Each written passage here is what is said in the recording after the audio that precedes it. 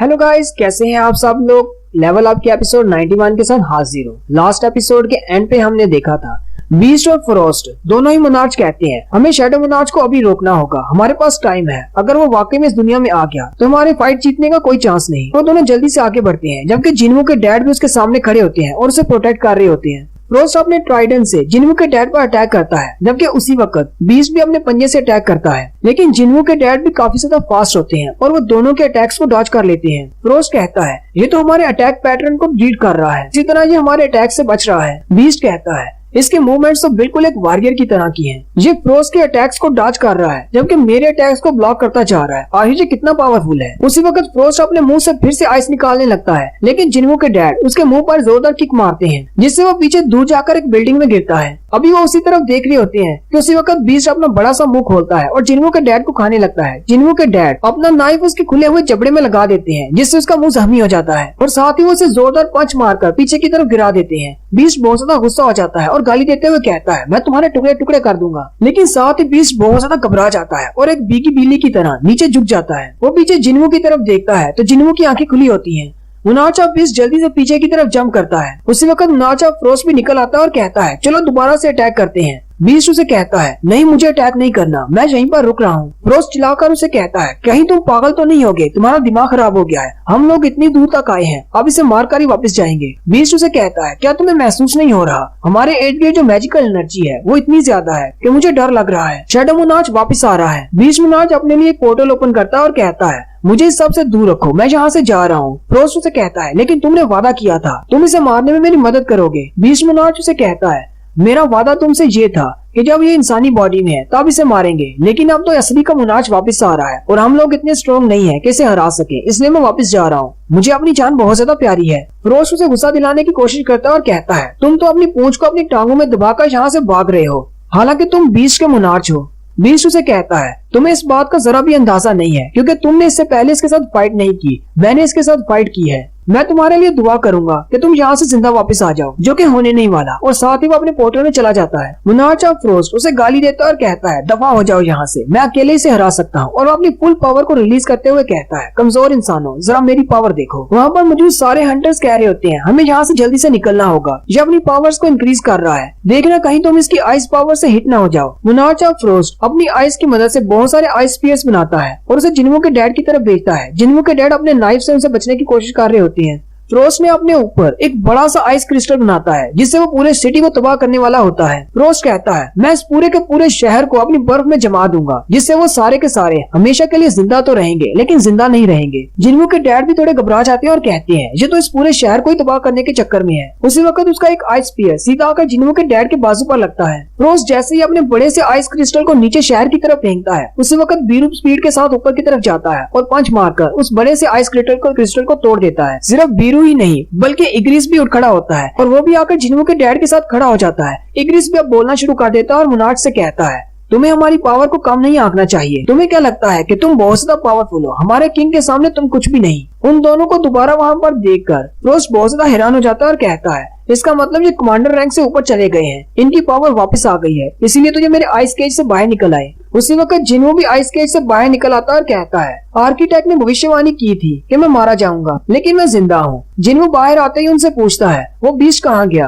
आखिर उस बीस्ट की हिम्मत कैसे हुई मेरी परमिशन के बिना यहाँ से वापस जाने की। जबकि मोनार्च ऑफ फ्रॉस्ट वहीं पे खड़ा होता है। मोनार्च ऑफ फ्रॉस्ट जिन्वू की तरफ देखता है तो उसका पावर लेवल बहुत ज्यादा होता है। मोनार्च ऑफ फ्रॉस्ट कहता है ये तो एक दीवार है जिसे मैं कभी पार नहीं कर सकता, इसकी पावर इतनी ज्यादा है कि मेरी पावर तो उसके सामने बिल्कुल छोटी सी है। जिन्वू अपनी मैजिकल पावर को इंक्रीज करता है और सेंस करने की कोशिश करता है कि आखिर बीस्ट कहाँ पर गया है और जिन्वू को उसकी लोकेशन का पता चल जाता है। फ्रॉस्ट मोनार्च कहता है चाहे ये कितना ही पावरफुल क्यों ना हो, इसका एक वीक पॉइंट है, मैं उस पर अटैक करता हूँ, अभी मेरे पास मौका है। और वो अपने ट्राइडेंट को रेडी करता है और जिन्वू पर अटैक करने के लिए आगे बढ़ता है। फ्रॉस्ट को भी इस बात का अच्छी तरह से पता होता है। वो कहता है अगर मैंने ये चांस मिस कर दिया तो मेरे लिए सिर्फ मौत है, मुझे ये चांस मिस नहीं करना, मुझे एक ही स्ट्राइक में से खत्म करना होगा। फ्रॉस्ट का ट्राइडेंट जैसे ही जिन्वू की तरफ जाता है, जिन्वू अपने हाथ को ऊपर की तरफ उठाता है और सिर्फ एक ही हाथ से उसके ट्राइडेंट को रोक लेता है। ये देखकर फ्रॉस्ट बहुत ज्यादा हैरान हो जाता है और कहता है तो ये शैडो मोनार्च की पावर है, इसने तो मेरे ट्राइडेंट को एक ही हाथ से रोक लिया। जिन्हों मुनार्च ऑफ फ्रोस्ट से कहता है तुम्हें लास्ट पर मारूंगा, पहले मैं उस बीस्ट को मार कर आता हूँ, फिर तुम्हारे लिए आऊंगा, यहीं पर रुकना। उसी वक्त बीस्ट का सीन दिखाते हैं जो कि अपने पोर्टल में से निकल रहा होता है किसी दूसरी जगह पर।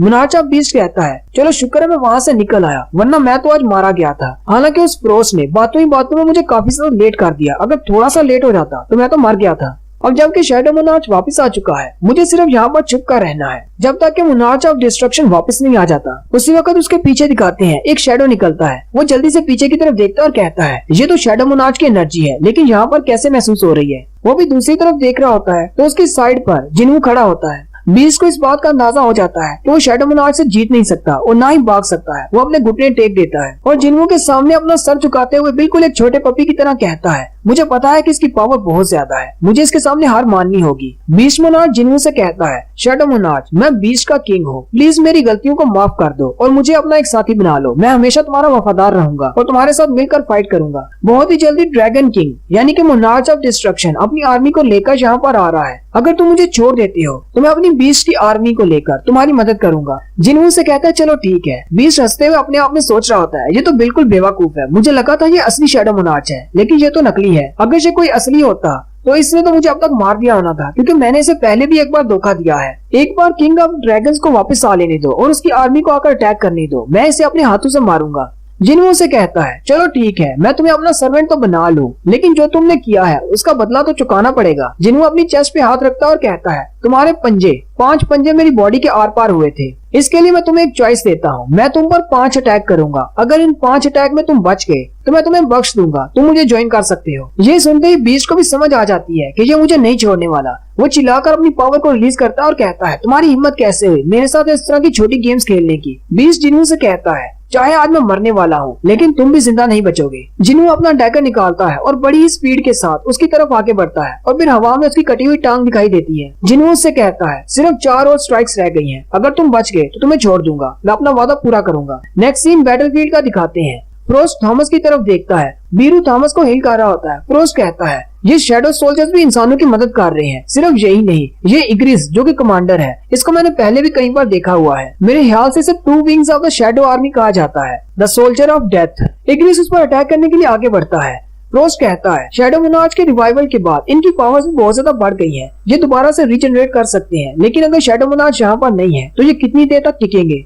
फ्रोस्ट इग्रिस पर अटैक करता है और कहता है तुम्हें ये सब करने की जरूरत नहीं। तुम्हें क्या लगता है कि तुम्हारे किंग को यहाँ पर आने में कितना टाइम लगेगा? क्या उसके वापस आने तक तुम बच पाओगे? उसी वक्त जिन्हू को दिखाते हैं। जिन्हू भी वापस आ जाता है। जिन्हू मोनार्च ऑफ बीस्ट के कटे हुए नाखून लेकर आता है, जिसे देखकर फ्रोस्ट बहुत ज्यादा घबरा जाता है और कहता है आखिर ये कितना ज्यादा पावरफुल है, सिर्फ चंद ही सेकंड्स में इसने मोनार्च को मार डाला। जिन्हू से कहता है मोनार्च ऑफ प्लेग, कुरेशिया और बीस्ट मोनार्च और फ्रोस्ट मोनार्च, तुम तीनों की मौत बाकी सारे मोनार्च के लिए एक वार्निंग होगी। ये सुनते ही फ्रोस्ट फिर से गुस्सा हो जाता है और अपने आइस स्पीयर्स को उसकी तरफ फेंकने लगता है। उसी वक्त जिन्हू का एक नाइफ उसके आकर एक कंधे पर लगता है और साथ ही दूसरे कंधे पर आकर एक और नाइफ लगता है। फ्रोस्ट अपने मुंह से एक आइस बॉम्ब निकालने लगता है। उसी वक्त जिन्हू स्पीड के साथ आगे बढ़ता है और अपनी रूलर्स अथॉरिटी को अपने हाथ पर इस्तेमाल करते हुए उसके मुंह को बंद कर देता है और अपने नाइफ से उसकी चेस्ट पर अटैक करता है और उसे कहता है वो बीस्ट चौथे ब्लो पर मारा गया था, चलो देखते हैं तुम कितने अटैक में मारे जाते हो। लेकिन साथ ही दिखाते हैं जिन्हू के उसी अटैक के बाद वो मर जाता है और उसकी स्पिरिचुअल बॉडी हवा में गायब हो जाती है।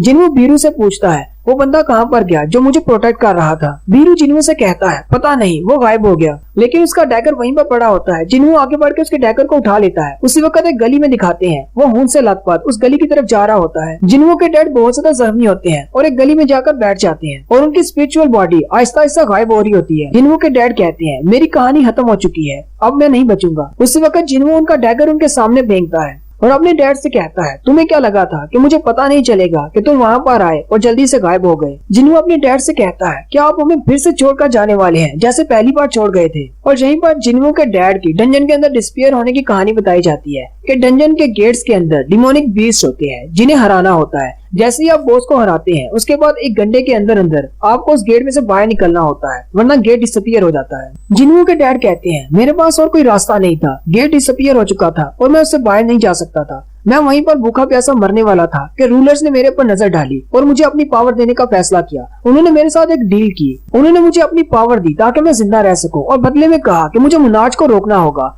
और एक शैडो मोनार्च जो कि पैदा होने वाला है उसे भी रोकना होगा। या तो मैं डंजन के अंदर ही मरता या फिर उनके ऑफर को एक्सेप्ट करता। मैंने उनके ऑफर को एक्सेप्ट कर लिया और वापस अर्थ पर आ गया, लेकिन मैं उनके दिए हुए काम को पूरा नहीं कर सका। मैं शैडो मोनार्च को नहीं मार सका क्योंकि शैडो मोनार्च मेरा बेटा था। हालांकि मैं ये बात अच्छी तरह से जानता था कि शैडो मोनार्च इंसानियत के लिए बहुत बड़ा खतरा साबित हो सकता है, लेकिन मैं कुछ भी नहीं कर सका। मैं हमेशा तुम्हें दूर से देखता रहा। फिर एक दिन रूलर्स ने अपने फैसले को तब्दील कर लिया। उन्होंने इस बात को मान लिया कि शैडो मोनार्च उनके साथ है और इंसानों की मदद करेगा। उन्होंने फिर मेरे लिए नए ऑर्डर्स जारी किए। उन्होंने कहा कि शैडो मोनार्च को प्रोटेक्ट करना है, यानी कि तुम्हें। नेक्स्ट एपिसोड में हम लोग देखेंगे कि कोरिया के ऊपर जो बड़ा सा गेट ओपन हुआ है उसमें से क्या निकलेगा।